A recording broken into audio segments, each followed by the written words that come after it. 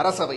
உலகில் உள்ள எல்லா அரச இனக்குழுக்களும் அரசவை என்ற ஓர் அமைப்பை கொண்டுதான் இயங்கி இருக்கின்றன. கிரேக்கமாகட்டும், ரோமானியர்களாகட்டும், பண்டைய சீனர்களாகட்டும், ஏன் தமிழர்களாகட்டும், எல்லா அரச இனக்குழுக்களும் அரசவை என்ற ஒரு அமைப்பில் தான் இயங்கி இருக்கின்றன. ஆனால் உலகில் வேறு எந்த அரச இனக்குழுவுக்கும் இல்லாத ஓர் தனித்தன்மை தமிழர்களுக்கு இருக்கிறது. காரணம், அவர்கள் அரசவை என்ற ஒன்றை மட்டும் கொண்டு இயங்கவில்லை, அறவோர் அவயம் என்ற ஒரு அவையையும் கொண்டு இயங்கி இருக்கிறார்கள். அது என்னது? அறத்தில் மேம்பட்டு நிற்கிற, அறத்தில் தேர்ந்த சான்றோர்களின் அவையத்து என்று ஒரு அவையை குறிப்பிடுகிறார். சோழர்களின் கீழ் இப்படி ஒரு அவை இருந்திருக்குமா என்று சோழர்களின் பாடல்களை தேடி பார்த்தால் வேறு ஏதும் குறிப்பு இல்லை. ஆனால் இந்த அவையை பற்றிய குறிப்பு ஓர் பாண்டிய மன்னனிடமிருந்து நமக்கு கிடைக்கிறது.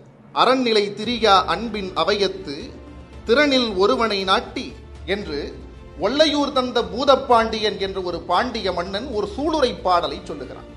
அவனை நோக்கி படையெடுத்து வரக்கூடிய பேரரசர்களை எதிர்த்து தான் இப்படியாக பழியை கொள்வேன், அவர்களை தோற்கடிக்காவிட்டால் இப்படியான பழியை கொள்வேன் என்று சொல்லும் இடத்து அவன் சொல்லுகிறான், அறிஞர்களை தேர்ந்தெடுத்து நியமிக்கும் அவையில் அதற்கு தகுதியில்லாத ஒருவனை நான் நியமித்து அதனால் பழிகொண்டேன் ஆவேன் அவர்களை நான் தோற்கடிக்காவிட்டால் என்று சொல்லுகிறான்.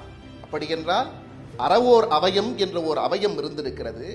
அந்த அவையில் இருக்கக்கூடிய உறுப்பினர்களை தேர்ந்தெடுக்கக்கூடிய பொறுப்பு அரசனிடம் இருந்திருக்கிறது. அதை சரியாக தேர்ந்தெடுக்கவில்லை என்றால் கொடுங்கோல் ஆட்சியை செய்தவனாக நான் மாறிப்போவேன் என்று அரசர்கள் அச்சம் கொள்ளக்கூடிய சூழல் இருந்திருக்கிறது என்பதெல்லாம் இந்த பாண்டிய அரசனின் வரிகளால் சூளுரையால் நமக்கு தெரிகிறது. அப்படி என்றால் அறவோர் அவை என்பது சோழனுக்கு மட்டும் சொந்தமானதல்ல. சேர, சோழ, பாண்டிய என்ற மூவேந்தரின் அவையிலும் அறவோர் அவை இருந்திருக்கிறது என்ற குறிப்பை நம்மால் உணர்ந்து கொள்ள முடிகிறது.